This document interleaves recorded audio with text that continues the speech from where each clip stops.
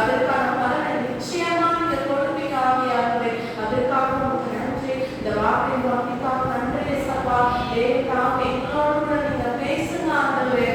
இந்த வார்த்தை எங்களுடைய வாழ்க்கையில் அது பிரயோஜனமாக இருக்க அப்படியே சிறப்புடன் நாங்கள் வாழ கர்த்தர் தாமே நீங்க உதவி செய்யும் போதெல்லாம் நன்றி செலுத்துகிறோம். முடிவு மட்டும் ஆண்டவரே உங்களுடைய பிரசன்னம் பாதுகாப்பு கிருபை எங்களோடு கூட இருக்கட்டும். எல்லா தடைகளும் இயேசுவின் நாமத்தில் நீக்கப்படுவதற்காக நன்றி செலுத்துகிறோம். நன்றி நன்றி ஆக்கப்படுகிறோம். இயேசுவோட வேண்டுகோளுக்கு நல்ல பிதாவே ஆமென்.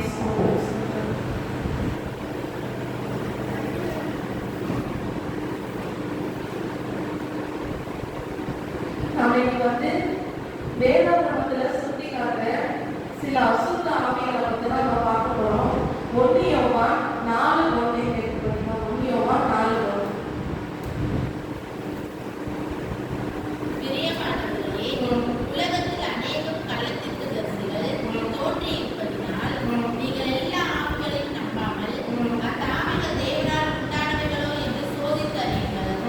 தேவ ஆவிதான் இங்கதான் சொல்றதுன்னா உலகத்துல அநேக கள்ளத்தீர்க்கதரிசிகள் தோன்றி இருப்பதனால் நீங்க எல்லா ஆவிகளையும் நம்பாம அந்த ஆவிகள் தேவனால் உண்டானவைகளோ என்று சோதித்து அறியுங்கள் அப்படின்னு சொல்றது.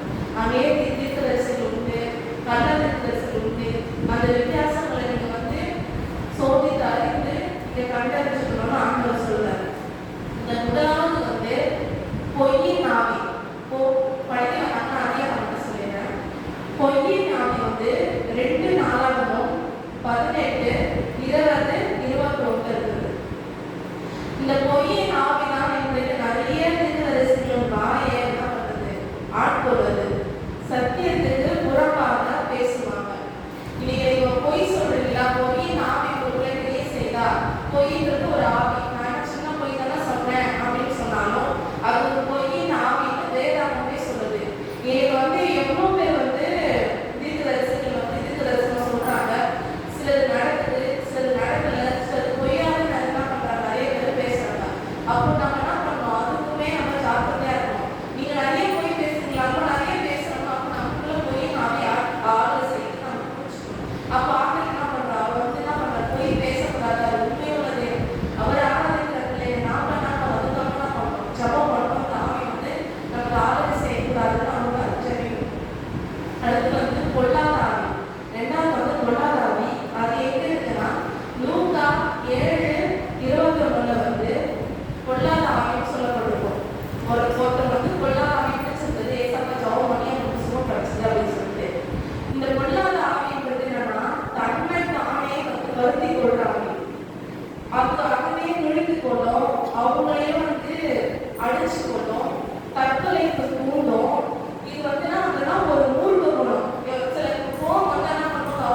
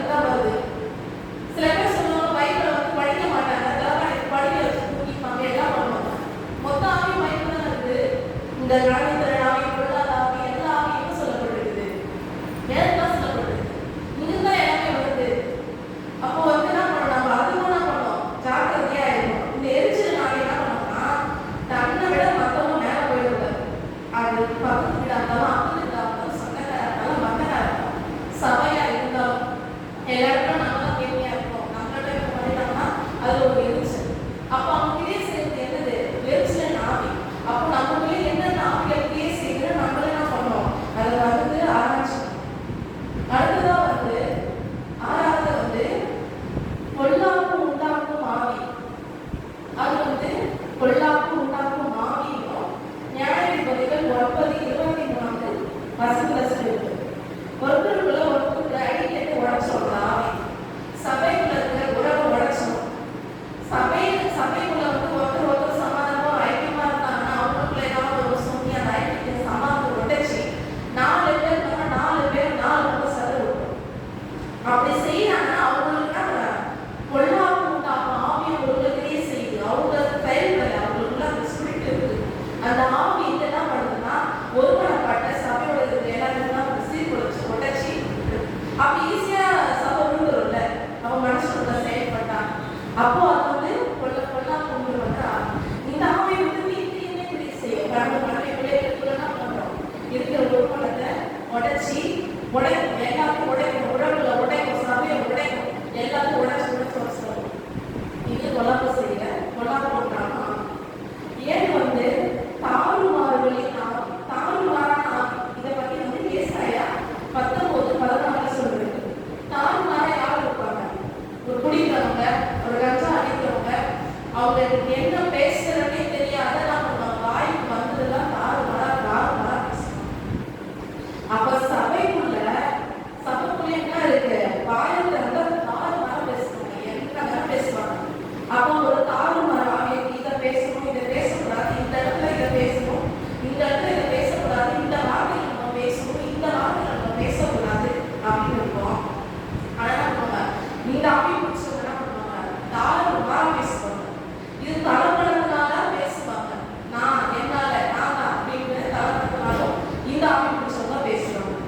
எட்டாவது வந்து பேசித்தன ஆவி வந்து ஓசியா 4:12 இருக்கு. பேசித்தனம் விபச்சாரம் பேசித்தனம், அதுவும் பேசித்தன ஆவி. ஆனா ஆண்டவருடைய பார்வைக்கு ஒரு தேசித்தனம் இருக்குது. அதுதான் விக்கிரக ஆராதனை. விக்கிரக ஆராதனை நாங்களும் விக்கிரகத்தையே கும்பிடுறோம், நாங்கள் ஆண்டவர் தான் பண்ணுறோம் அப்படின்னு நம்ம சொல்றோம். ஆனா இன்றைய கிறிஸ்தவர்கள் என்ன பண்றாங்க? நல்ல நாள் பார்க்குறாங்க, நல்ல நேரம் பார்க்குறாங்க. வெள்ளிக்கிழமை அரிசி கொடுக்கூடாது, காசு கொடுக்கூடாது, செவ்வாய்க்கிழமை செய்யக்கூடாது, இந்த நேரத்துக்கு செய்யக்கூடாது, சனிக்கிழமை செய்யக்கூடாது, செவ்வாய்க்கிழமை செய்யக்கூடாது. இன்னைக்கும் நிறைய கிறிஸ்தவர்கள் திருமணம் வைக்கணும்னா காலையில திருமண நாள் அப்படின்னு சொல்லிட்டு பார்த்து வைக்கிறாங்க. அப்படி இது என்ன ஆவி? இதுவும் ஒரு வேசித்தன ஆவி தான். வேசித்தன ஆவினா அந்த கட்டத்துக்கு ரொம்பவே அருவருப்பானது. அப்ப கிறிஸ்தவர்கள் வந்து நாம இப்படிப்பட்ட காரியங்கள் செய்யணும்னா நமக்குள்ளே ஆவி செயல்படுது. வேசித்தன ஆவி இதுக்கு வந்து நான் நிறைய பேர் எல்லா கிறிஸ்தவர்களும் பார்க்கிறாங்களா கிடையாது. ஆனா சில பேர் வந்து இதை செய்யக்கூடாது, இதை இப்படி பண்ணக்கூடாது, இந்த நாள்ல இது பண்ணக்கூடாது அப்படின்னு நிறைய பேர் பார்க்கறத நம்பாங்க. ஆனா எனக்கு கண்ணுக்கு தெரிஞ்சு நிறைய பேர் செய்யறீங்க. எப்படி சொல்றேன்னா நான் சத்யாஜி சொல்லுவேன். அவங்க பேர் பேஸ்மெண்ட் போடுறது சனிக்கிழமை தான் போட்டாங்க. சுத்தி இருக்கிற எண்ணுகள் எல்லாமே பக்திமான்கள் தான். அவங்க என்ன சொன்னாங்க? போயும் இந்த நாள்ல போடாமல அது வேணுமா, அது உருவாகுமா, என்ன ஆகும் போது, என்ன போகும்போது அப்படின்னு எவ்வளோ பேர் சவாலுக்கு எவ்வளோ பேசினாங்க. ஆனா அவங்க நாளைக்கு எல்லாம் நம்ம பார்க்கவே இல்லை. பண்ணாங்க இன்னுமே வைப்போம். ஆண்டர் என்ன பண்றாரு? தடையெல்லாம் அடிச்சு முடிக்கி அற்புதமான பண்ற ஆண்டது நடக்கல. நம்ம என்ன பண்றாரு? செவ்வாய்க்கிழமை வெள்ளிக்கிழமை என் இதெல்லாம் யாரும் முப்பி எல்லாம் செய்யறது எங்களுக்குலாம் கிடையாது அப்படின்னு சொல்லி அப்போ அவங்களுக்கு என்ன வித்தியாசம் இருக்கு? நம்மளும் அதை செய்ய போலாம். அவங்களுக்குள்ள இருந்து பேசினாங்க, அது நமக்குள்ள இங்கே செய்யக்கூடாது.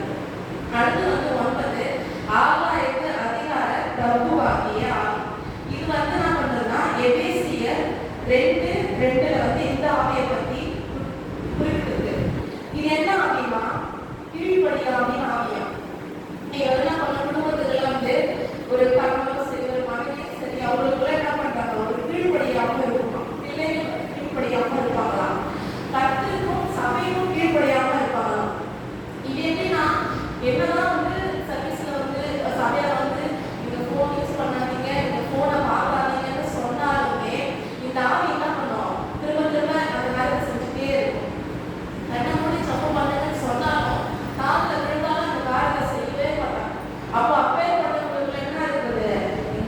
ஆகாயத்து அதிகார பிரபுவாகிய ஆவினா கீழ்ப்படியான ஆவி வந்து அவங்களுக்குள்ள செயல்படுகிறது.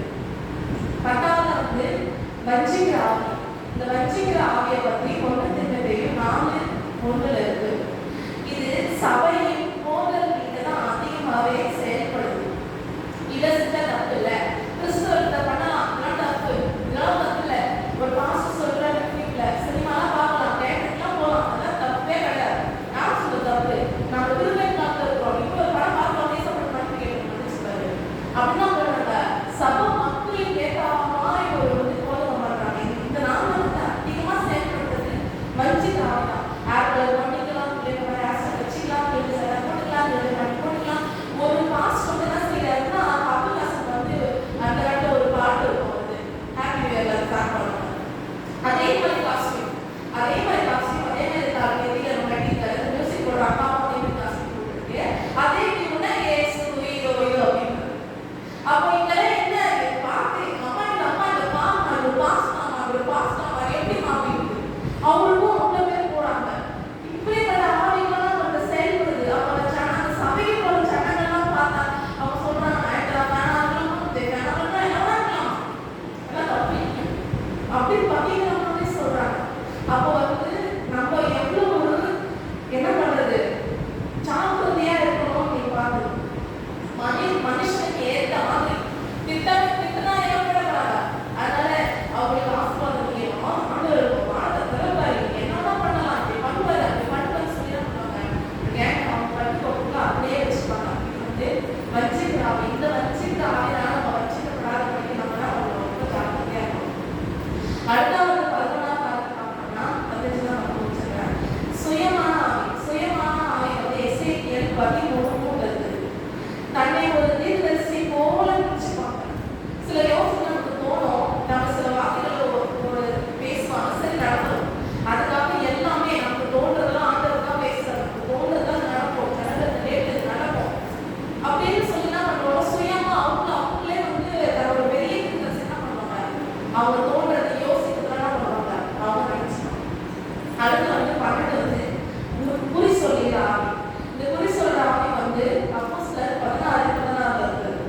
ஆதாயத்துக்காக என்ன பண்ணுவாங்க, குறி சொல்லுவாங்க. எனக்கு தெரியும் இப்போ இது நடக்கும், இந்த ரேட் இது நடக்கும், இது நடக்காதுன்னு குறி சொல்லுவாங்க. அப்புறம் என்ன பண்றாங்க, இன்னைக்கு அநேக கிறிஸ்துவர்களும் இந்த ஆவியை கூட தான் என்ன பண்றாங்க, அவங்க ஓனாயை கூட இருக்கிற நிறைய கிறிஸ்துவெல்லாம் குறி சொல்ற மாதிரி குறி கேட்கறாங்க மாதிரி உட்கார வச்சு என்ன எப்போ வரும், எங்க இருந்து வந்த என்ன வரும், இந்த மாதிரி குறி கேட்கறாங்க. அப்ப இது என்ன ஆவி? இது வந்து குறி சொல்றாங்க. பொதுவா என்ன பண்றாங்க, ஒரு பிசாசு வந்து ஏசப்பா வந்து எந்த இடத்துலயுமே பிசாசு அதிகமா பேசுறது மாட்டாரு, ஒரு லிமிட் தான்.